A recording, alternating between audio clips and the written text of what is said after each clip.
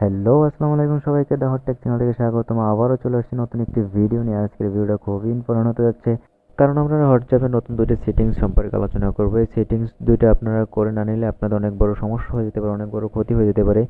আপনার ফোনের নাম্বার যদি অন্য কেউ লগ ইন করতে চায়, হোয়াটসঅ্যাপের নাম্বার যদি অন্য কেউ ফোনে লগ ইন করতে চায়, তাহলে আপনার ফোনে কীভাবে কি নোটিফিকেশন আসবে সেই সম্পর্কে আলোচনা করব।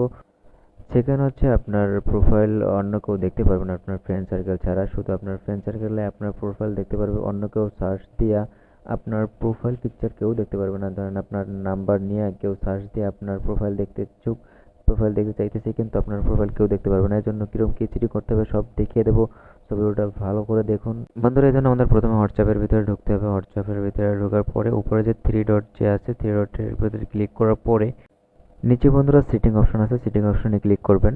ক্লিক করার পরে উপরে বন্ধুরা দেখতে পাচ্ছেন যে আপনার অ্যাকাউন্ট নামে একটা অপশন আছে। অ্যাকাউন্ট নামের অপশনে ক্লিক করার পরে উপরে সিকিউরিটি নোটিফিকেশনের যে অপশনটা আছে এটা ক্লিক করবেন। সো বন্ধুরা ভুল হয়েছে, সরি। উপরে সিকিউরিটি নোটিফিকেশন এটার ভিতরে ক্লিক করার পরে নিচে আপনার যে অপশনটা আছে অপশনটা আপনারা এটাকে আপনারা এনাবেল করে দেবেন। বাস আপনার এখানের কাজ শেষ।